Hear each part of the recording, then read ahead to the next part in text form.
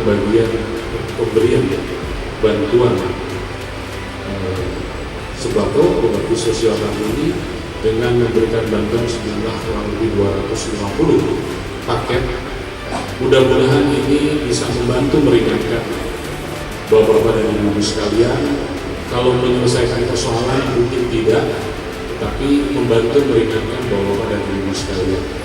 Dan ini akan didistribusikan kepada seluruh nelayan tradisional, kemudian nelayan pemancing tuna, ABK kapal penangkap ikan, dan lain-lain.